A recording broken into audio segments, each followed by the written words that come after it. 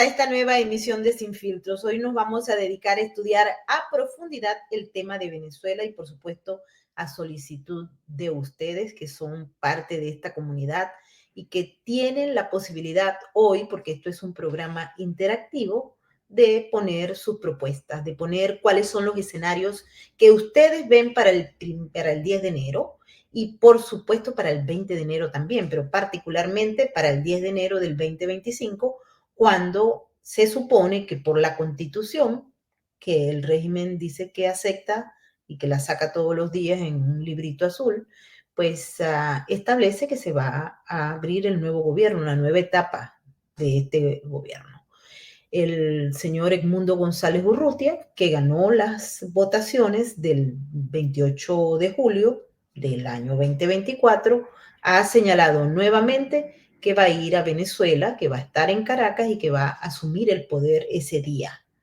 No ha dicho exactamente y anunció en una declaración que hoy ha dado bastante vueltas en España y a nivel internacional, porque dijo que no había establecido ningún contacto con las Fuerzas Armadas y él no tenía lo más mínimo conocimiento si su equipo había hablado con la Fuerza Armada. Para aquellos que no saben, en Venezuela, si el gobierno no tiene apoyo de la Fuerza Armada, se cae. Es decir, la fragilidad institucional es porque hay un acuerdo, una alianza entre la Fuerza Armada y el gobierno, que en este caso lleva 25 años en el poder, pero en el siglo pasado también había un rol fundamental de estabilidad de la Fuerza Armada institucional del siglo XX y las Fuerzas Armadas Revolucionarias Chavistas en lo que va del siglo XXI. Edmundo González Urrutia ha dicho a EFE, la agencia EFE, que él no ha establecido contacto todavía. Tampoco ha establecido contacto con el nuevo presidente electo Donald Trump y lo ha dicho de manera clara y abierta, pero que él tiene un equipo en Washington que se supone debe estar haciendo esa tarea. Pero hay otras revelaciones que son sumamente importantes y antes de darle la bienvenida a nuestros invitados para que empecemos el debate sobre esos escenarios, quiero saludar a toda la gente que está ahora uniéndose a nuestras diversas plataformas. Un saludo a todos nuestros amigos de España que están trasnochándose con nosotros. Bienvenidos todos, igual a los que se están conectando a nuestro space de X, a todas nuestras redes sociales, Facebook, LinkedIn, Twitch y otras, al igual que toda la comunidad de Sin Filtros y Sin Censura, tanto en Rumble como en YouTube. Bienvenidos todos nuestros maravillosos moderadores. Betty Soto, te mando un abrazo gigante, igual a María Isabel Valencia, hermosa siempre y fiel, igual que Lontán aquí. Vamos a escuchar tus propuestas, las propuestas de todo el mundo. Bienvenidos. Y escuchemos esto y empezamos con nuestra ronda para darle la bienvenida a todos. Escuchen esto bien, ¿ok? El pueblo venezolano. Lo primero que hay que hacer para lograr una transición en paz es el decreto para la liberación de los cerca de 2.000 prisioneros políticos que hay en Venezuela. Esa sería la primera acción que teníamos que tomar, políticamente hablando. Lo importante sería eso y también saber cómo trataría un futuro gobierno presidido por Edmundo González Urrutia al régimen chavista, que estaría de salida, y a su propio líder, Nicolás Maduro. Claro, pero para eso habrá negociaciones previas que permitirán, Dios mediante, una transición ordenada. ¿Podría llegar a haber una convivencia dentro del suelo venezolano? Convivencia entre cúpulas no. Yo lo que diría es que habrá una transición en donde las bases de los populares puedan tener un espacio y que el chavismo pueda encontrar un espacio. El chavismo es una fuerza política que va a permanecer en el país, teóricamente. Nosotros somos mayoría, por supuesto, pero lo que nosotros deseamos es pasar la página y abrir un espacio para la recuperación de Venezuela. La recuperación en el más amplio sentido, política, económica y socialmente hablando. Pero si usted reingresase en Venezuela, si usted entrase en Venezuela, ¿Maduro tendría que salir? La Constitución permite un solo presidente. Hablo de la persona. Exacto. Yo soy el que voy a tomar posesión del cargo el 10 de enero. él terminó su mandato y él, no sé, se irá del país o tomará su rumbo. ¿Pero podría ser un ciudadano más en Venezuela? Podría ser un ciudadano más, claro. Permítame que le pregunte con cierta ingenuidad, pero ahí está un poco el quid de la cuestión. ¿Cómo será esa transición? Los líderes del pasado pueden llegar a integrarse en una sociedad civil normalizada, democrática. Allí, en Caracas, usted está fuera. Hablamos de una normalidad no parecida a lo que ahora está ocurriendo, claro. No, pero se supone que yo voy a estar en Caracas para esa fecha. Lo escucharon, él ha dicho y ha insistido que va a estar en Caracas para el 10 de enero y que va a tomar posesión del cargo. Vamos a darle la bienvenida a nuestros invitados que van a trabajar en los escenarios. Guillermo Salas, muchas gracias por estar con nosotros. Hola, gracias, Maybro. Muchas gracias por la invitación. Saludos a tu audiencia. Igualmente le damos la bienvenida a nuestro gran amigo Juan Arraiz. Bienvenido, Juan. ¿Estás bienvenido? Hola, Margot. ¿Cómo estás? Espero que sea solucionado lo de la cámara. Así, sí, quedaste perfecto. Excelente, gracias. Y a tu audiencia por darnos la bienvenida.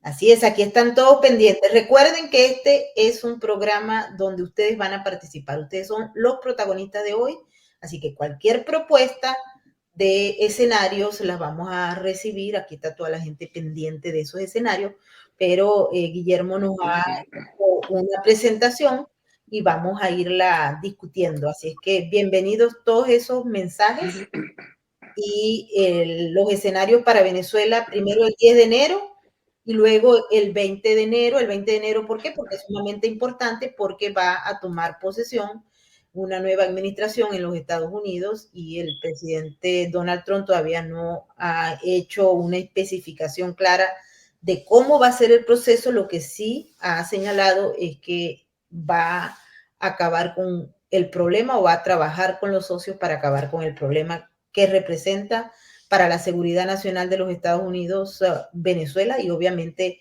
el régimen de Maduro. Nos vamos a este primer escenario. No sé si Guillermo quiere empezar y luego nos vamos con Juan, porque en estos momentos, y para que nos estemos actualizando, el G7 hoy le dio un respaldo a Edmundo González Urrutia como ganador de las votaciones que tuvieron lugar el 28 de julio en Venezuela.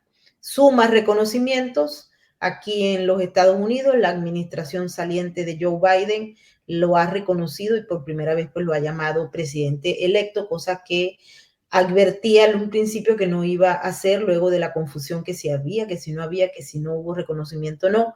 En todo caso, ya se hizo. También algunos gobiernos de la región de Latinoamérica. Sin embargo, hay unos que todavía no lo han hecho. Estamos viendo con sumo interés lo que pasó en Brasil, porque les recuerdo que era como el tema de la balanza si Lula da Silva condenaba o no la decisión del tribunal de designar a Maduro o la decisión del Consejo Nacional Electoral de designar a Maduro como presidente. ¿Y qué fue lo que ocurrió? Lo que ocurrió fue que Lula dijo que los problemas de Venezuela eran los de Venezuela y no de Brasil, así que lo echó. Igualmente está ocurriendo con el presidente de Colombia, Gustavo Petro, que por cierto ahora va a tener como asesor muy cerca a Benedetti, que es antiguo embajador en Venezuela, muy cercano a Nicolás Maduro. Así que nos vamos con Guillermo adelante y luego nos vamos con Juan. Vayan preparando sus escenarios a la audiencia y a nuestros maravillosos moderadores. Adelante, Guillermo. Sí, un poquito los escenarios que ahorita que me dijiste hace poquito para ponerlo, para esquematizarlo. Entonces lo dice así, o sea, el 10 de enero seguro que el mundo consigue bastante apoyo o reconocimiento como presidente. Pero el problema es que tampoco esto es algo que nos debe, por lo menos que a mí no me ilusiona, porque creo que Guaidó tuvo 61 países y de los más importantes lo reconocieron como presidente. Y reconocimiento es una carta, no derroca una tiranía. Ese es el problema que tenemos que tener claro. El régimen de Maduro es una tiranía y las tiranías no se derrocan con cartas. En todo caso, lo mínimo son amenazas creíbles. Decirle, mira, si no sales antes del 10, hacemos tal y tal cosa, pero cosas de fuerza, no simplemente cartas y mensajes diplomáticos. Entonces, esto es una cosa que a mí no me no me llena de emoción estos reconocimientos. Soy escéptico ante la capacidad de esos reconocimientos en una carta y eso comunicado. Comunicado para mí no derrocan tiranías. Bueno, Guillermo, mucha gente se ha planteado que no puede compararse lo de Edmundo González Urrutia con lo de Juan Guaidó, porque Juan Guaidó era un gobierno interino, de transición, etcétera, y este es un gobierno que tiene una base legítima en las urnas, a pesar de que es bueno aclarar que en lo que ocurrió el 28 de julio en Venezuela, en una tiranía, con las reglas de la tiranía, no puede hablarse de unas elecciones libres y transparentes, porque entre otras cosas hubo apartheid de votantes, más de 5 millones no votaron. Juan, ¿cuál sería tu visión sobre este tema en particular? Es decir, que lleguemos al 10 de enero con reconocimiento del mundo occidental. No sabemos cuántos todavía. Mira, me recuerda cuando hubo las elecciones en Panamá, que estaba Noriega de dictador, el régimen de Noriega, y mucha gente lo reconoció, y el presidente que había ganado, creo, no recuerdo ahorita ya el nombre, se juramentó en un avión norteamericano después de la invasión. Yo creo que el 10 de enero, no sé si llegue el mundo a juramentarse en Venezuela. No estoy muy convencido de eso. Yo creo que los escenarios que nosotros tenemos que empezar a hablar es a partir del 20 de enero. Sí, porque eso allí es donde, ya lo vamos a tocar. Sí, yo creo que ahí es donde se va a empezar a jugar el ajedrez, o vamos a decirlo en coloquial venezolano, ahí es donde vamos a empezar a bailar joropo del bueno. Porque el 10, como dijo anteriormente, puede haber mucho reconocimiento, mucha gente, hasta puede haber una juramentación de él en el exilio, pero sin fuerza, una fuerza que lo respalde. No estamos hablando interna, sino también externa. No creo que haya mayor movimiento. Lula se lavó las manos de manera olímpica. El nuevo presidente de Uruguay electo ha sido ambiguo, dice que Maduro no lo reconoce, pero sí lo va a invitar para la procesión. Y yo me voy por las últimas declaraciones de Petro, que la dijo, no sé si fue la semana pasada, donde dijo que fue un error las elecciones de Venezuela y que él no ve que haya una transición, que no es el momento de una transición. Palabra más, palabra menos, lo que yo entendí, a lo mejor yo estoy equivocado, es no vamos a sacar a Maduro y no tampoco podemos sacarlo ahorita. Ni Lula ni Petro tampoco están muy convencidos de que salga el régimen de Venezuela, porque entonces se destaparía la olla de todo el dinero que sabemos que ha habido en esas campañas. Brasil, Lula tiene todavía una investigación pendiente con Odebrecht y Piñeros y Asociados, que en Venezuela hicieron unos negocios fantasmas y faraónicos que nunca se llegó a nada y se perdió dinero. O sea, ellos no les conviene tampoco una transición y están tratando, en mi opinión muy particular, de mantener cierta postura de que sí, bueno, la transición en Venezuela no es, pero no van a hacer nada más allá de eso para que el régimen salga, porque no quieren. Y la realidad es porque no quieren.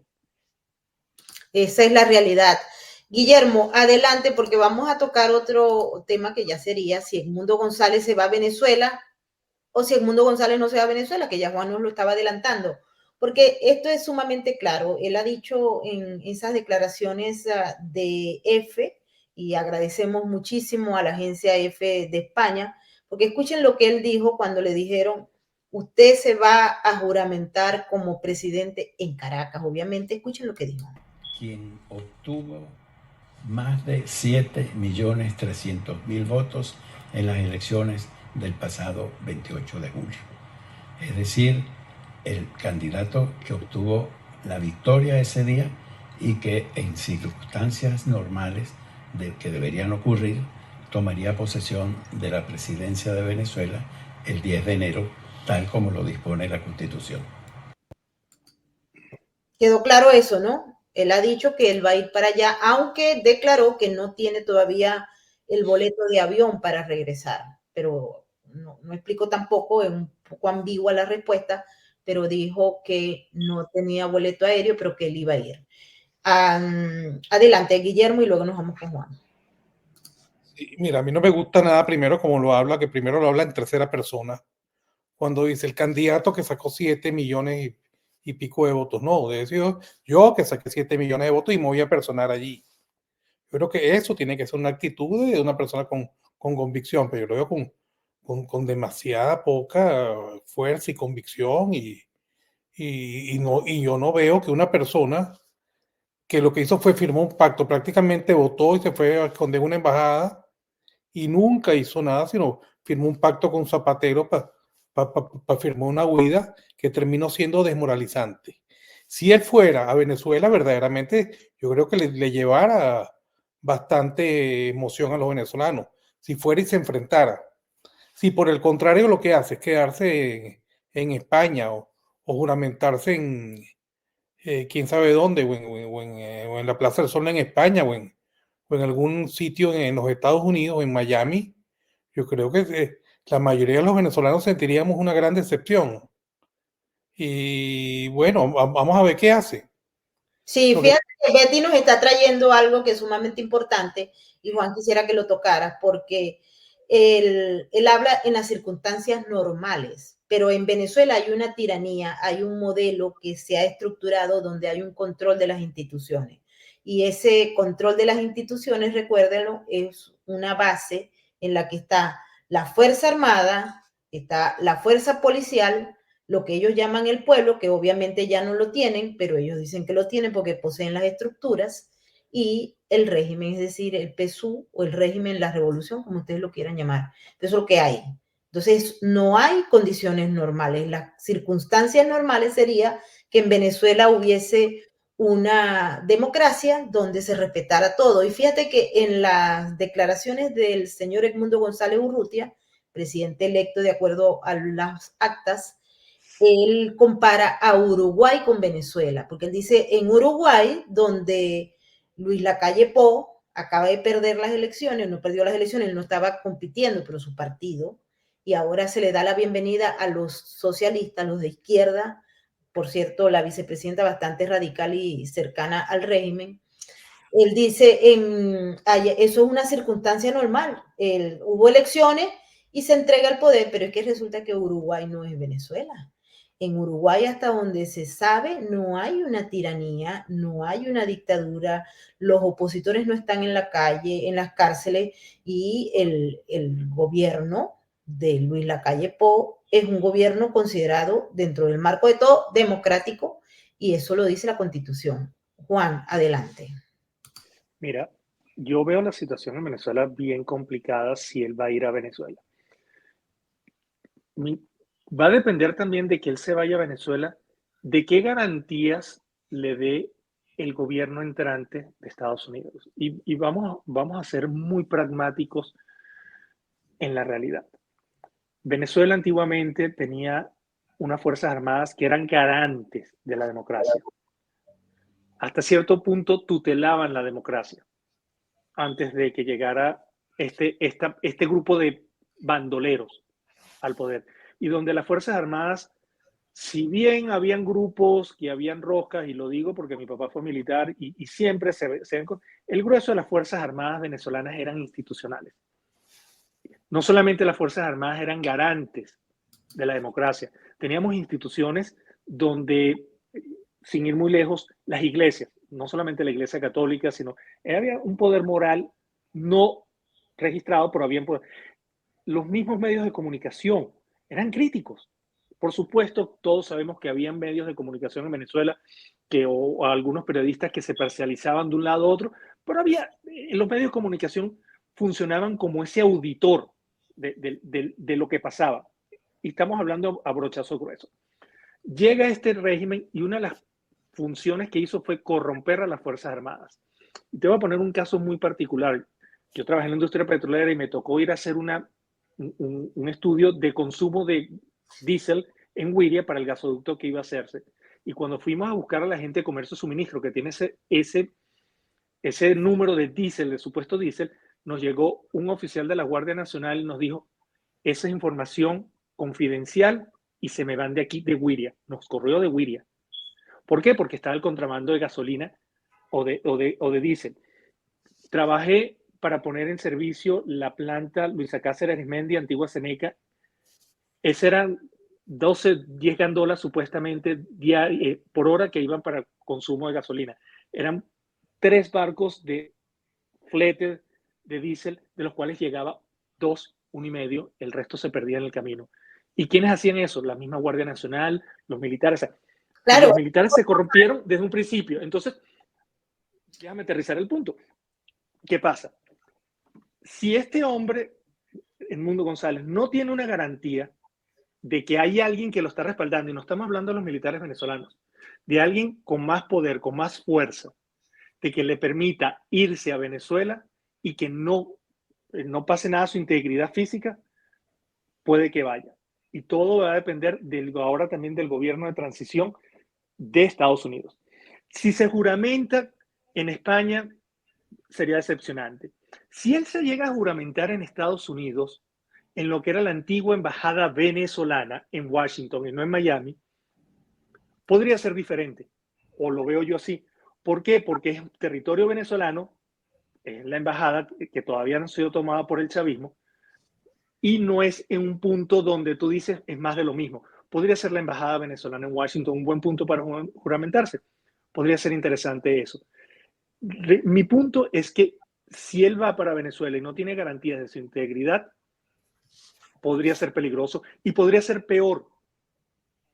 Democrático, porque lo ha dicho Juan, él ha dicho que moralmente estaría preparado para ir a la prisión, porque obviamente no hay condiciones. Él no ha hablado con los militares según lo que ha expresado y tampoco tiene conocimiento de que su equipo haya hablado con los militares, que dicho sea de paso son la clave fundamental a pesar de todo. Dicen, no, que este es un grupo muy pequeño, él lo habló.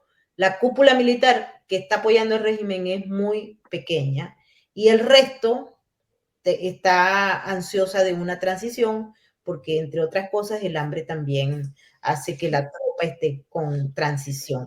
Vamos a pasar al otro punto y Guillermo, adelante, Edmundo González se juramenta. Sería los dos, o sea, las dos posibilidades, que seguramente el periodo de esa probabilidad es demasiado escasa, a menos que lo haga en la embajada, como acaba de decir Juan. Pero la verdad que se juramenta en el Palacio Federal frente a la Asamblea totalmente chavista, presidida por Jorge Rodríguez, yo creo que esa probabilidad es cero, ¿no? Si eso sucedería ahí, el que se juramentaría en la Asamblea Nacional en Caracas fuera Nicolás Maduro, ¿no? Entonces, por esa vía, si Edmundo González va a Venezuela, probablemente él simplemente termine preso o lo rebotan en el aeropuerto, y el que se juramenta es Maduro. Sí se formaría una especie de alaraca y la gente diría que es una... bueno, no que lo diría, o sea, que se consumó otro golpe de Estado, pero el problema es que los golpes de Estado en Venezuela se vienen dando durante el chavismo un golpe de Estado tras otro.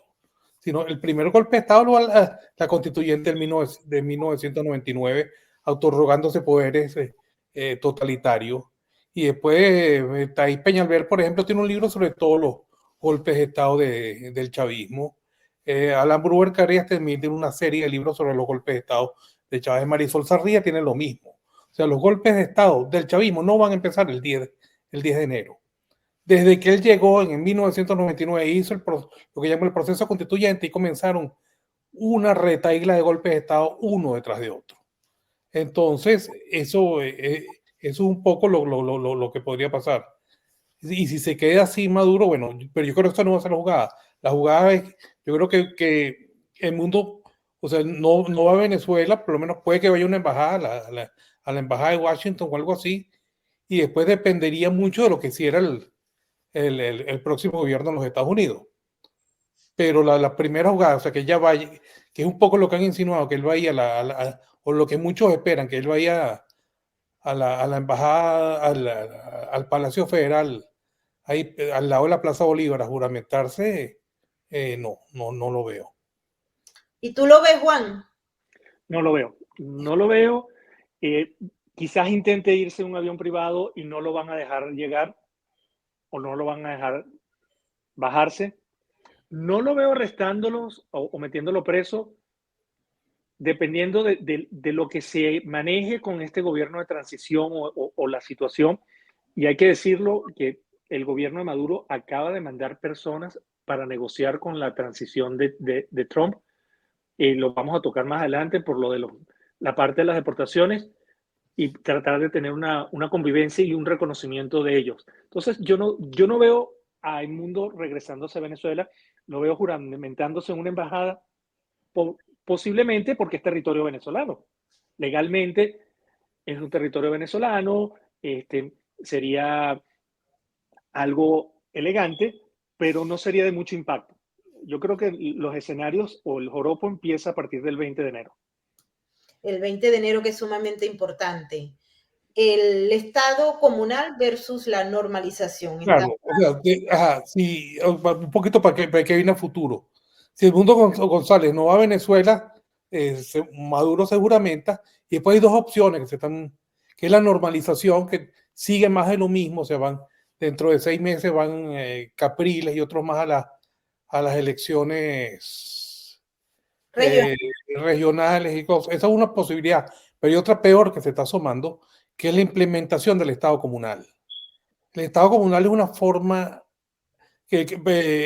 vamos a traducir una cosa, comunal en ruso es soviet, o sea, el Estado soviético. Eso es una forma terrible de permanecer en el poder, o sea, es extraordinariamente eficiente para quien quiera ser un tirano o un dictador, porque en esos sistemas es el ejecutivo o el mandatario el que escoge a los consejos comunales, y después son los consejos comunales los que escogen al mandatario. O sea que es un círculo extremadamente corto que se hace infinito y se hace prácticamente imposible romper ese ciclo. Entonces esas son las dos posibilidades que veo en el peor de los escenarios y sin meter todavía el problema de los Estados Unidos, el tema de los Estados Unidos. Y después si veo cuándo va eso, si quiero ver la siguiente lámina, Mayor, que entonces si eso pasa, Maduro se sienta en el poder y probablemente la oposición, porque la oposición ha caído en el tema de lo que ellos están haciendo, la estrategia es como vender optimismo. Decir que va a pasar algo bueno siempre, entonces siempre nos están vendiendo una nueva etapa. Ya he oído que la nueva etapa se está llamando la recta final, o sea, a partir del 10 de enero comienza la recta final. No, yo creo que en todo caso, si es que comienza la recta final, comienza a partir del 20 de enero. Claro. Eso es importante.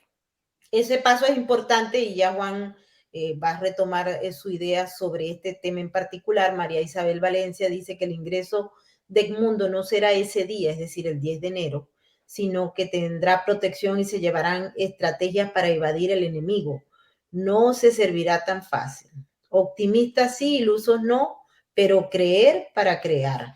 Interesante el comentario. Hay algunos chavistas que nos están visitando. Si no hay respeto, le pido a los moderadores que los expulsen porque no tiene sentido. Los que no son capaces de debatir y los que no son capaces de generar ideas sin insultos no tienen espacio ni aquí ni en cualquier otro de las plataformas que nosotros manejamos. Aquí no se acepta ese tipo de comportamiento animalesco maleducado. Si ustedes vienen aquí, aprendan primero a escribir, luego edúquense y luego entiendan que la democracia se basa en el debate. Nosotros estamos debatiendo libremente y no estamos imponiendo ningún criterio como si lo hace el régimen con ustedes o cualquier otro grupo de personajillos dictatoriales. Aquí no están. Así que bienvenidos todos los chavistas y todos aquellos que no creen en el debate, pero si ustedes están insultando aquí a la gente, pues se van. Así de sencillo. Se van por... Quería comentar sobre lo que estaban diciendo del Estado comunal. El Estado comunal es pulverizar la poca pseudodemocracia que existe. Es pulverizar y eliminar cualquier resto de democracia o cualquier parapeto que le dé cierto, como quien dice, sinónimo de democracia. Ahí sí se pulveriza todo y ahí, no sé por qué recuerdo mucho este libro, La rebelión en la granja, y ya pasamos al estado donde Napoleón, el puerco de rebelión en la granja, ya tomó el control total y poder. Y creo que la mal llamada oposición, porque vamos a tener que definir qué es la oposición venezolana, porque sí ha habido personas en Venezuela que han sido aguerridas o han dicho las cosas y han tenido que irse, pero yo veo que esta pseudo-oposición ha sido muy complaciente y se ha acomodado mucho a los designios del sistema, esta normalización, esta acomodación de ellos. No, recuerdo hace unos meses atrás o semanas atrás que salió el figura bipolar donde ponían a Capriles diciendo que este régimen se ha olvidado del ideal de Chávez, y más que gracia parece verdad, si nos ponemos a analizarlo de mucha gente de la oposición. Y te quería comentar de estos pseudochavistas que se están metiendo a comentar. En el año 2016, antes que me corrieran de PDVSA, yo estaba en el Intermuebles, allá en Lecherías, y había un lugar que le llamaban el Cyber, que estaba lleno de personas, cubanos y venezolanos, que su función era meterse en las redes o meterse en cualquier live o cualquier intervención de la gente de oposición y crear tendencia e insultarlos. Entonces, no me extraña de que se estén metiendo, porque deben de ser personas en uno de esos cyber que debe tener el régimen única y exclusivamente para denigrar, para insultar, porque ese es el trabajo de ellos.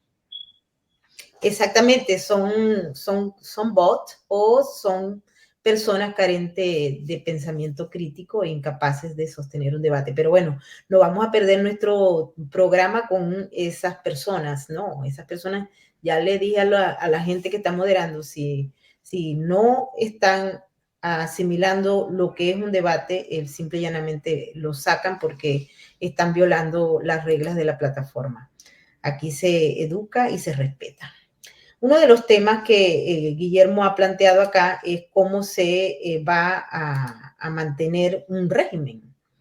Hoy estábamos conversando en la universidad con grupos que están muy preocupados por lo que está pasando en Venezuela. Son grupos de expertos en el área de seguridad nacional, seguridad hemisférica, obviamente crimen organizado transnacional y terrorismo. ¿Qué es lo que se plantea? Porque nosotros tenemos que asumir la realidad que tenemos. Número uno, si Edmundo González Urrutia se queda, y estos son teorizaciones de escenarios, no son especulaciones, estamos trabajando con lo que hay. Si Edmundo González Urrutia llega a Caracas, pasa un milagro, él entra al poder, se juramenta frente a Jorge Rodríguez, que le levanta la mano frente a la Constitución. Imagínense ustedes eso con pensamiento crítico y sentido común. Y él asume, se va para Miraflores, Nicolás Maduro le da la bienvenida, le entrega todo, Jorge Rodríguez, Delcy Rodríguez, va Vladimir Padrino López y lo saluda, le dice bienvenido presidente, estamos a la orden, y también toda la casa militar, y de inmediato llama Vladimir Putin y dice, bueno, bienvenido, yo me equivoqué al reconocer que Maduro era el presidente, disculpe, es usted, ¿cómo podemos ayudarlo? El ayatolá de la República Islámica de Irán lo llama, mire, señor Edmundo González Urrutia, estamos muy contentos de que usted esté, usted nos podría permitir seguir siendo o teniendo vigencia nuestros 298 acuerdos con la República Islámica de Irán para trabajar en contra del imperio estadounidense. Usted sería tan amable de dejarnos allá nuestra gente de Hezbollah, de Hamas y compañía, protegerlos, por favor. Igualmente sería Xi Jinping el que llamaría. Estamos hablando hipotéticamente. ¿Por qué? Porque el régimen está sostenido por Rusia, China, Irán, o por supuesto que Díaz-Canel y Raúl Castro también llamarían. Y Daniel Ortega, que en este caso sería minúsculo, pero hay que incluirlo, al igual que Erdogan y todos estos autoritarios del planeta. Ese sería el modelo si Edmundo González Urrutia llega al poder. Y Donald Trump no estaría ahí, porque el que tendría que hablar sería Joe Biden, porque Donald Trump, hay una ley que exige que el presidente electo no se meta en los asuntos internacionales hasta que no empiece su gestión. Por ende, si bien hay proyectos, hay grupos que están trabajando todo esto y equipos de gobierno, no va a salir Donald Trump a decir, epa, Biden, yo no estoy de acuerdo con lo que tú hiciste. No lo va a hacer en este periodo porque hay una ley que se le puede aplicar, porque a Donald Trump se le aplican todas las leyes habidas y por haber aquí en este país. Él no lo va a hacer. Entonces, ¿qué es lo que va a ocurrir? Hay que esperar 10 días más. Y en esos 10 días más, las comunas, los círculos bolivarianos, todos estos grupos de choque tienen que cesar la violencia. Los grupos criminales que reciben apoyo del régimen, incluyendo el Cartel de los Soles y todos los grupos de la Segunda Marquetal, etcétera, también tendrían que cesar e irse a territorio seguro, que no sé cuál sería en todo caso. Pero estamos hablando de eso, o estamos hablando de lo otro, que es el acrecentamiento de la tiranía en manos de Nicolás Maduro, con todos estos sujetos que he mencionado, en concordancia para evitar que haya un cambio, no por tal vez Edmundo González Urrutia, sino porque Donald Trump estaría 10 días después en la Casa Blanca. No sé si me explico, pero son dos escenarios hipotéticos. ¿Qué pasa con Nicolás Maduro en el 2020, en el 2025 con el presidente Donald Trump en funciones? Bueno, eso sí está bien interesante porque en Washington hay grupos de lobby pagados para que hagan gestión con las nuevas autoridades que todavía no lo pueden hacer abiertamente porque no están en el poder. Guillermo, adelante. Bueno, ¿qué pasa con la llegada de Trump? Primero, lo que hay que tener claro es que Trump tiene un problema gigantesco interno, que es lo que él llama el pantano, ¿no? Se llama el estado profundo y tienen, bueno, muchos otros nombres que un grupo que se dedicó de hace tiempo a tomar parte del Poder Judicial a verdaderamente, quién sabe quién está detrás, si el Partido Comunista Chino, los globalistas de Soros o alguien así, agarraron el Poder Judicial, tienen los medios, tiene una serie de cosas en contra de él. Tanto es así que 2 atentados, un tiro que le pasó por la oreja y todo eso, o sea, no las va a tener nada fácil. Eso va a ser una guerra tremenda contra Hollywood, que lo tiene en contra, una serie de factores súper poderosos, como está el nuevo orden mundial, la Agenda 2030, el Foro de Davos, toda esa gente, el Foro Económico Mundial, todos los detestan y han tratado de hacer de todo para que él no llegue al poder. La primera lucha que él tiene que dar es a lo interno por tratar de lo que llama el limpiar el pantano, ¿no? Que siempre ha sido su objetivo y lo ha dicho. Y yo creo que eso es la primera lucha que tiene que dar para ganar. Después que gane esa es la que puede pasar pasar a limpiar el pantano afuera, que yo creo que eso es lo que deberíamos aspirar los venezolanos, y limpiar el pantano afuera, yo creo que pasa por ponerle orden al gobierno, a Maduro y a toda esa sarta que rodea a Maduro, que incluye a Diosdado Cabello, el Cartel de los Soles y todo eso. Esa es la esperanza, mi esperanza particular, de que él emprenda contra todo ese sistema tan corrupto y tan perfecto que ha tenido injerencia en los Estados Unidos de la forma más nefasta en los últimos años, y que está asociado con los iraníes, con Corea del Norte y con toda esa gente, incluso asociado en buena parte con el gobierno de Biden, que ha sido parte, que siempre ha tenido parte de eso, incluso la computadora de Hunter y todo eso, cómo se acallan, todo eso en los medios, todo eso es un inmenso monstruo.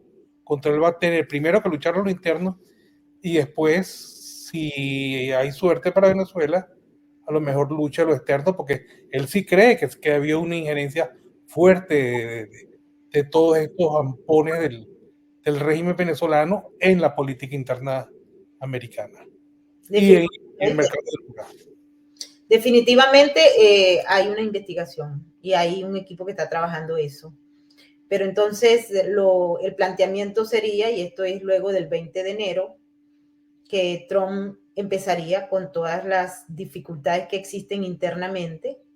No cabe duda que el presidente electo Donald Trump logró una mayoría aplastante en todas las instituciones, pero tiene el enemigo aquí carcomiendo y bueno, el general Flynn ha señalado que existen muchas posibilidades de que hayan atentados en contra del presidente antes del 20 de enero. Así que el asunto aquí hay que entenderlo sin ningún tipo de reflejo. Hay que saber que Estados Unidos también está en un caos y que se quiere eliminar al que ganó las elecciones. Son grupos que operan aquí. Se ha señalado que es la República Islámica de Irán, se ha señalado también que son enemigos internos, se ha señalado que aquí han entrado muchas personas por la frontera sur que está abierta para aunar las operaciones internas para desmontar el sistema norteamericano. Y Trump, pues, es uno de los personajes, ¿no?, que hace frente a esto. Pero cuando uno observa el panorama interno de los Estados Unidos, además de las amenazas crecientes en Ucrania, en el Medio Oriente, muy a pesar de todo esto que está ocurriendo, existe una posición directa de incremento de los conflictos armados y de los conflictos híbridos a nivel mundial. Y Rusia, China e Irán tienen un papel fundamental en este asunto. Entonces, ponerle fin al pantano va a ser una tarea que no se puede completar. Muy poco piensan que puede ser en el 2025. Dicen que 4 años es muy poco para eso. Sin embargo, hay un equipo, se están poniendo posiciones, hay planes, ellos lo han explicado que hay planes. Y no se ha hecho realmente clara mención de lo de Venezuela. Pero, Juan, adelante. Mira, lo que dijo Guillermo, estoy totalmente de acuerdo. De verdad, Guillermo ha acertado. Yo quisiera adicionar algo más. Estamos hablando de factores también externos que tiene Estados Unidos. Esta guerra en Ucrania, aparte que ha desgastado el presupuesto militar de Estados Unidos, es una guerra que no va a llegar a ninguna parte. Y una de las cosas que Donald Trump ha dicho en el momento que él tome posesión es buscar una solución lo más pronto posible. ¿Y por qué yo traigo a colación Ucrania? Porque lo más prudente, o como yo lo veo, a lo mejor puedo estar equivocado, es que Donald Trump le va a decir muy claro a Putin, dice, ok, vamos a llegar a un punto de acuerdo con Ucrania, pero me sacas a Maduro o saco a Maduro. Un punto por otro punto, porque así son las negociaciones. Y una de las cosas que me llena de esperanza es quien puso de secretario de Estado, que es al señor Marcos Rubio, que fue fiscal, que es una persona que no sé por qué lo dicen un hawk o como un halcón, sino me parece que es una persona que tiene una posición muy firme, muy clara y muy de sentido común sobre los regímenes de Venezuela, Cuba y Nicaragua contra las organizaciones terroristas de Hamas, Hezbollah y con la gente de Irán. Él sabe que son gente que está dedicada al destruir internamente Estados Unidos. Yo no sé, le dieron muy poca cobertura. Justo después de las elecciones salió de que la patrulla fronteriza pasó 3 informes a la FBI, 3 informes donde ellos decían de que en la frontera, con esta frontera abierta que ha habido aquí en Estados Unidos, pasaron gente que ellos sospechan que son grupos o gente que son espías chinos de estas organizaciones Hezbollah y operadores venezolanos y cubanos. Y la Casa Blanca y el FBI, antes de las elecciones, no hizo absolutamente nada. Y quiero poner otro punto en la mesa. Trump y Estados Unidos sabe que hay un grupo terrorista, una banda criminal llamada el Tren de Aragua, que está operando, por lo menos en la zona de Denver, a diestras y siniestras. En Nueva York también prácticamente son los dueños de algunas calles y se está expandiendo a otros lugares.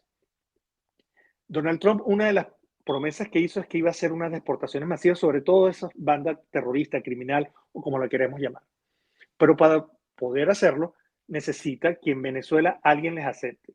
Acaban de salir en las noticias que hay un grupo de gente de Maduro que está tratando de negociar con Trump precisamente eso. Te acepto que las deportaciones, pero libérame o bájame las sanciones y reconóceme.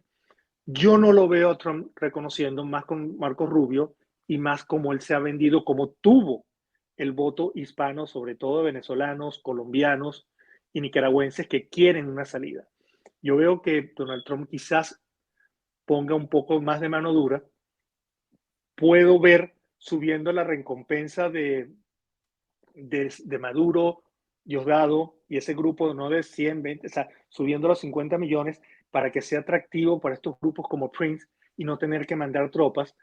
Pero yo sí veo que Donald Trump y el grupo que él está trayendo ven con mucha preocupación de que justo en Venezuela tengan Hezbollah, tengan grupos islámicos, tengan gente de todos estos grupos terroristas entrenando, protegidos por el gobierno, y yo veo que, y no solamente ellos, sino se le está metiendo grupos, vamos a ponerlo pandillas venezolanas, a diestra y siniestra, y no es, y es bien sabido de que muchas de estas oleadas de gente que han entrado han sido coordinadas por el régimen venezolano. Los mandan, y eso ha sido, es fácil de saberlo. Yo no creo que, oye, esta es mi opinión personal, Donald Trump busque una convivencia con Maduro. Yo no lo veo haciéndolo eso. Yo sí veo que para él, Ucrania es una prioridad, y negociando con Putin diciéndole, ok, yo te doy Ucrania, o hacemos un settlement en Ucrania donde está la frontera, que es lo que la Unión Europea está diciendo, o sea, paren la guerra, las fronteras se van a donde queden, porque no podemos seguirle dando armas a Ucrania, y la misma Ucrania va a tener que reconocer, porque no va a tener con qué pelear, pero me saco Maduro. Y de China, yo veo al gobierno chino un poco más pragmático. Xi Jinping va a decir, bueno, si entra un nuevo gobierno y me reconoce toda la deuda que tiene Venezuela conmigo. Es un tema más que comercial y económico, Juan. El Xi Jinping tiene un proyecto antioccidente y Venezuela tiene una plaza muy importante para el desarrollo de ese proyecto. La tiene, pero yo creo que no se va a enfrentar ahorita a Estados Unidos porque no tiene la fuerza económica para hacerlo. Más bien, ahorita está tratando de negociar que Trump no suba las tarifas como ya dijo que iba a subir. Y yo creo que Xi Jinping va a decir, ¿sabes qué? Yo no me voy a poner a pelear por Venezuela cuando tengo unas peleas más grandes con Estados Unidos. Bueno, Xi Jinping ha tratado por toda norma de que el presidente Trump llegue al poder. Y cuando te digo de todo, es todo. Lorena Machado, estábamos, no es un cuento, no es un cuento, estamos planteando las dos estrategias que hay, los dos planteamientos que hay. O entra Edmundo y todos allá lo aceptan, o entra Maduro y se queda. Esas son las dos opciones que hay. Las estrategias... Yo no veo a Maduro quedándose. Sí, ¿no? Yo lo veo juramentándose, pero la entrada de Trump, yo creo que... ¿Juramentándose dónde? ¿Con Jorge Rodríguez? Juramentándose Trump aquí en Estados Unidos, yo veo el régimen de Maduro y compañía preocupados. Juan, estamos hablando de la juramentación de Edmundo González Urrutia en Caracas, tal cual. No lo veo haciéndolo en Venezuela, desafortunadamente. Por eso le estamos aclarando a Lorena Machado, que ella yo creo que llegó tarde o no entendió lo que nosotros estamos hablando aquí, porque estamos hablando de dos situaciones, las dos son hipotéticas porque están en el futuro y no tenemos una bola de cristal, pero con los eventos que hay hasta el momento y con el historial de más de 25 años de criminalidad del régimen de Nicolás Maduro y las alianzas estratégicas, es muy difícil que se haga. Aquí están planteando, por ejemplo, que Edmundo González Urrutia se vaya a juramentar ante el Tribunal Supremo de Justicia en el exilio. No creo que esa sea la opción, pero bueno, hay mucha gente que considera que esa es la opción, así que como estamos en un programa de libertad, esa opción puede ser considerada también. Y Ángelo, un abrazo gigante, dice que hay que tener cuidado con la creación de falsas expectativas, tal cual como está ocurriendo en Brasil, y eso lo conocemos muy bien, Ángelo.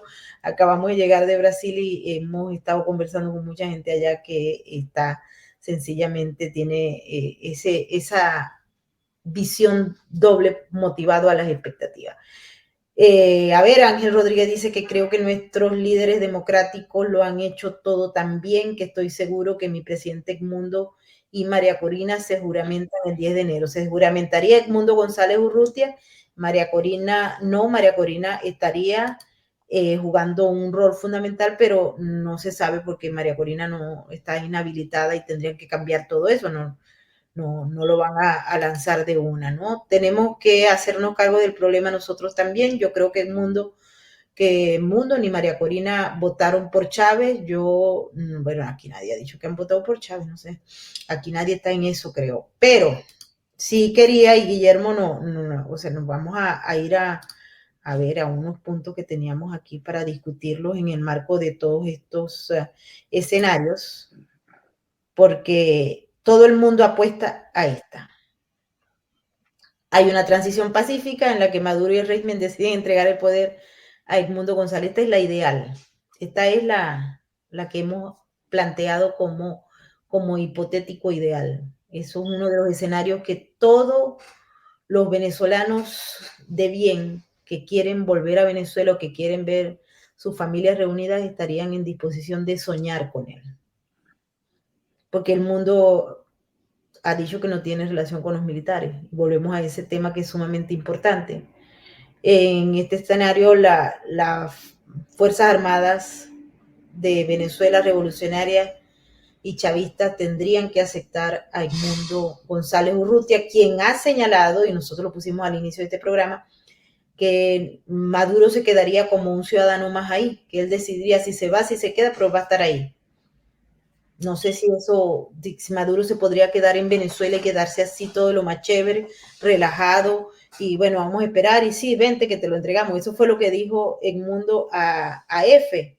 Pero ¿realmente sería posible ver a Nicolás Maduro como un ciudadano común allí, dándose vueltas en Caracas, viviendo en Caracas, no sé, o en Tinaquillo con la tía Flores, o en dónde, o sea, hasta qué punto podemos pensar que eso es así? Y entonces, porque este tema también es importante, estaríamos hablando, y el presentador de F así lo dijo, o sea, que estamos hablando de un gobierno de cohabitación, porque si Maduro se va a quedar por ahí pajareando y no va a ser juzgado por los crímenes de lesa humanidad, estaríamos hablando entonces de un perdón presidencial o algo así, no sé, no especificó tampoco, no podemos decir lo que él no dijo, pero, o sea, estaríamos hablando de un perdón, Guillermo, en ese caso. Sí, yo creo que un poco lo que jugó mucho la plataforma unitaria era que si el costo-beneficio de Maduro, ellos pensaban que haciéndole fácil una salida a Maduro, Maduro iba a dejar el poder. Ellos pensaban, porque sí, ponerle fácil la salida para que se vaya, darle una puerta abierta. El problema, Maybor, es que estos tipos no tenían en su esquema, no le había pasado por la cabeza salir del poder. Esa gente está en el poder por el poder mismo y lo disfrutan y atropellan con eso. O sea, sacaron una cuenta que no era y hicieron una apuesta que no les resultó. No fue que por haberle puesto, le daban las garantías. No, tú puedes ser aquí en Venezuela, te garantizamos impunidad, te puedes llevar todo lo que te robaste a vivir en Suiza. Le hicieron todo eso. ¿Y qué le digo a esta gente? No, mira, yo me quedo, pues yo soy macho, yo soy el que tengo aquí la Fuerza Armada. Porque otra cosa que no han entendido, que sin Fuerza Armada no hay paraíso, como la película aquella colombiana. Porque ellos siguen con la cuestión de la paz y el amor, no. A las tiranías se derrocan es con eso. Las elecciones sirven para derrocar dictaduras y tiranías. Pero, por ejemplo, como cuando se hizo con el caso de Pérez Jiménez y muchos otros casos en Europa Oriental, llamas unas elecciones, te las roban, como fue el caso de Pérez Jiménez, que hizo unas elecciones el 15 de diciembre del 57, hace unas elecciones, se las robó, ya la oposición venezolana, que eran los adecos, habían dicho, Pérez Jiménez se va a robar las elecciones, en lo que se lo roban, hacen una escaramuza, pero ya habían hablado con la Fuerza Armada. Ya las comunicaciones entre Betancur y la Fuerza Armada estaban hechas previas a los acuerdos. Y después esos militares ejecutaron el golpe de Estado. Pero lo que tú no puedes hacer es ir a un matadero electoral sin tener la otra parte, que es la que verdaderamente te va a resolver el problema. Porque siguen jugando a Narnia, a que viven en Narnia, y aquí, ya que esta gente tiene corazón, no han entendido lo que es el ser tiránico, que el que mejor lo describe es Platón. Son gente que no tiene, lo que llaman ahorita psicópatas, ellos no tienen ninguna empatía con nada. Buscan su objetivo como sea y lo logran, o sea, y lo logran o por la fuerza o por la trampa. Entonces, eso ha sido el gran error de los venezolanos. Y como dijo un poco Juan, un poquito de lo primero, porque esta gente planificó muy bien. En cuanto, lo primero que hizo fue corromper a la Fuerza Armada. Y lo hizo con el Plan Bolívar 2000, donde hizo que la gente de la Fuerza Armada toda se forrara, bueno, no todas, no quiero generalizar, pero muchísimos de esos se forraron de dinero, entraron en los grandes negocios como hasta la importación de alimentos y todo eso, y simplemente pasaron a ser todos filas del chavismo y tienen 25 años depurando la Fuerza Armada de una forma. Entonces, aquí mucha gente se quedó esperando que luego de las elecciones del 28 la Fuerza Armada se iba a voltear a favor de la democracia. No, no, señores. Este régimen, esta tiranía, estuvo montada de una forma muy, muy astuta y hasta inteligente, por qué no decirlo. Y mientras nosotros no asumamos eso y sigamos jugando la democracia, o sea, vamos a partir de que estamos en democracia, vamos a partir, o sea, o que estamos en Uruguay, mira, no estamos en Uruguay, estamos en una tiranía, más bien estamos camino a Corea del Norte, por lo que yo me temo. Sí, bueno, aquí están reclamando que estamos pesimistas y que no ve, aquí dice, este programa no ve nada a favor de Venezuela, pero por supuesto que vemos a favor de Venezuela. Isabel Delgado, lo que no somos es come flores y no, que pongan a Jaime Bailey. y a otros. El segundo de los escenarios que definitivamente todo el mundo hicimos una encuesta y la gente pues ha votado como una opción es que todo permanece igual. Maduro sigue en el poder con mayor represión y leyes que amplíen el control del régimen y con fortalecimiento de las alianzas externas. Esto es sumamente importante y hay mucha gente que nos está preguntando y diciendo que el Estado comunal y todo el tema que tiene que ver con las comunas y con todo eso fracasó, eso no sirve y eso no va a tener ningún tipo de efecto. Eso es lo que dicen muchas de las personas que nos están escribiendo. Las estructuras comunales son un problema, obviamente. Cómo se imponen, se aprobó en una ley, Maduro ha dicho que eso tenía una deuda, porque Chávez las había propuesto y no se habían ejecutado porque ellos le habían dado importancia a otra cosa, pero si llegase a Maduro a quedarse en el poder, obviamente él está planteando esas estructuras comunales que están implantadas desde el PSUV, están implantadas desde afuera, no internamente en las comunidades. Ayer estuvimos hablando con el doctor Aguana, que nos decía que él había participado incluso en esas comunas, pero si tú no eras del partido, no te aprobaban los proyectos y por ende los huecos seguían allí, etcétera, etcétera.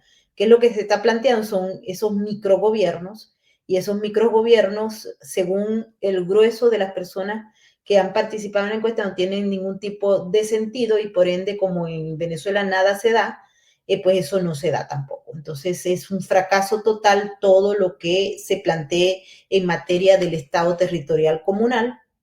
Hay otras personas que tienen opiniones diferentes. Eso no quiere decir que sean pesimistas, sino que ven la realidad desde otra perspectiva. Y esto no está hecho para que la gente vaya y apruebe popularmente un criterio, sino para que se abra en la concepción de una realidad, de una verdad aproximada, las diversas vías por las cuales se va a analizar un evento. Eso es importante entenderlo porque las personas que están adoctrinadas, que carecen de pensamiento crítico, de sentido común, solamente ven la vida y la realidad desde una perspectiva, no de dos. Eso es un producto de los modelos autoritarios, de los modelos carentes de libertad y de democracia, donde se impulsa las diversas cantidades de ideas para llegar a la apreciación de una realidad.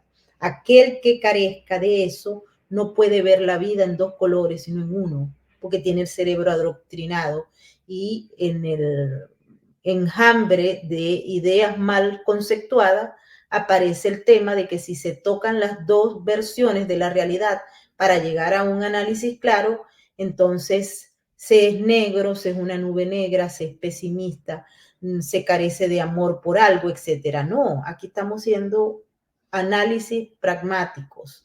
Yo sé que eso a muchos no les entra en la cabeza porque, repito, es una de las consecuencias graves del adoctrinamiento y de la carencia de formación, de debate, de ideas que se presentan para la discusión. Esa es la única vía para llegar a una revisión de una realidad carente de subjetividad y más pegado hacia la objetividad para poder entender. Si ustedes no entienden lo que está pasando, no van a poder prepararse.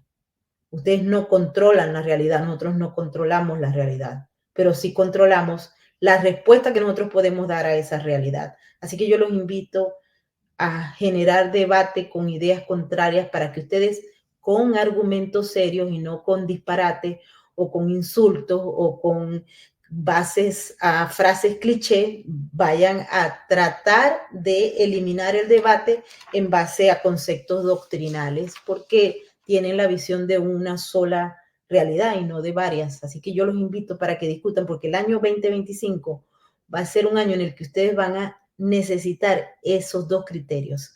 No pueden ser doctrinales y pertenecer a un bando y cegarse del otro. No.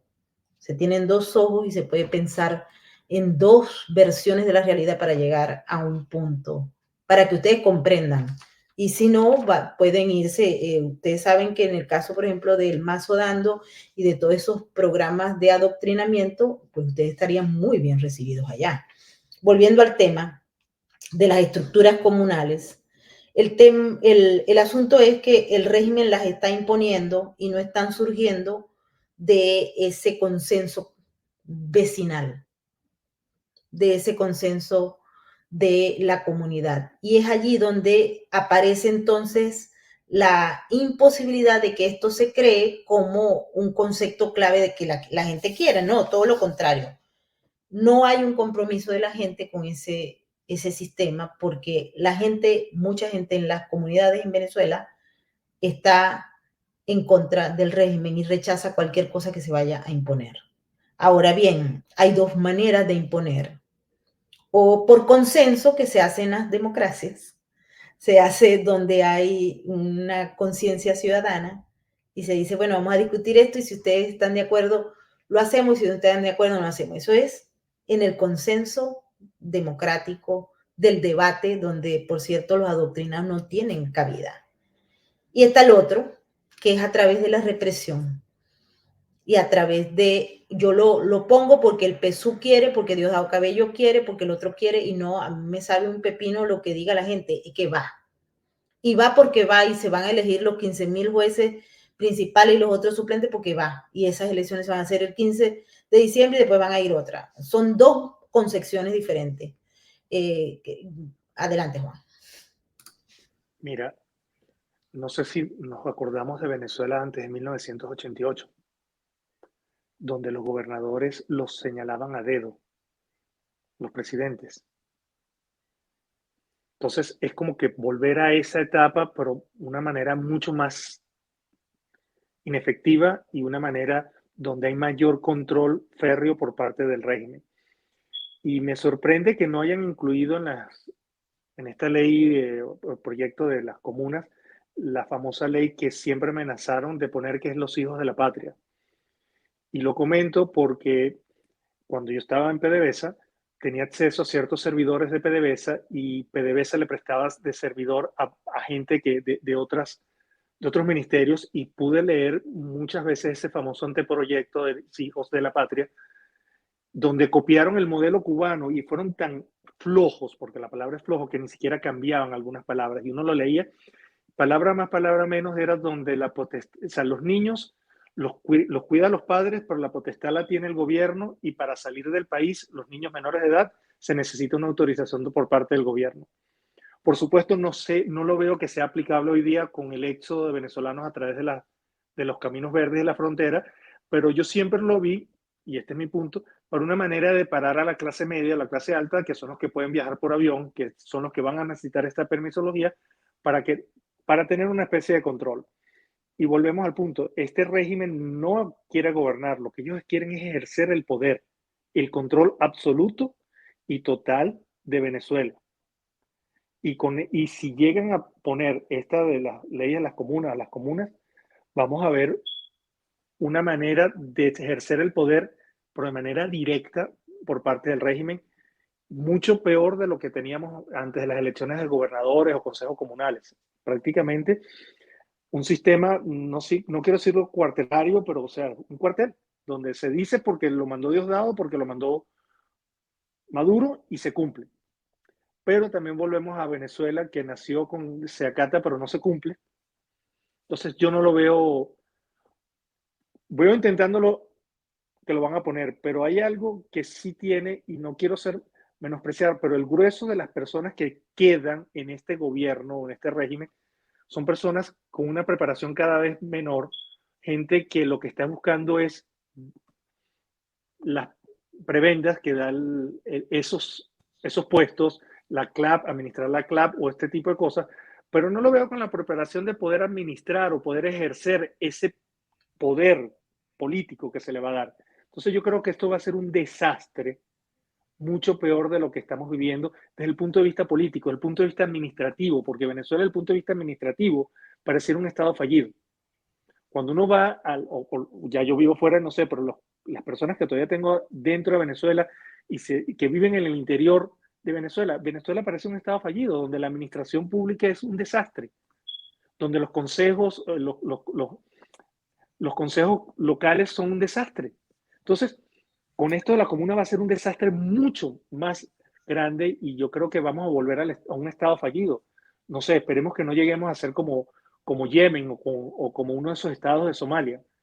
Pero eso es lo que yo creo que busca el régimen, un control total, pero de tanto control va a fracasar. Espero estar equivocado. Sí, todos esperamos estar equivocados. Aquí hay unos chavistas que están saboteando, pero nosotros vamos a dejarlos allí. El tercer escenario que se ha manejado en los informes de acá de Estados Unidos, de muchos informes que tenemos de Europa y las discusiones que se dan, es que se plantea un gobierno de unidad nacional con actores del régimen y de la oposición. Ese escenario yo lo veo un poco más complicado por el tema que hemos estado discutiendo, y es que en Venezuela no hay una democracia, hay un régimen criminal que no es capaz de proceder a una transición, salvo que sea que los incentivos se enumeren y crezcan fuertemente, que amenace su propia existencia. Esa es la única guía que yo veo. Hay una pregunta que nos han estado haciendo y es la relacionada con Eric Springs y esa propuesta de ir a Caracas a sacar a Maduro y eliminar a todos los de la élite y extraerlos para traerlos a la justicia en los Estados Unidos o por ahí en cualquier otro lado, o simplemente desaparecerlos. Guillermo, yo no sé si tú quieres opinar y dar respuesta a eso desde tu perspectiva y punto de vista. Adelante. No, mira, la verdad que yo no creo en esa aventura tipo Eric Prince, porque yo creo que primero están muy avisados los del régimen.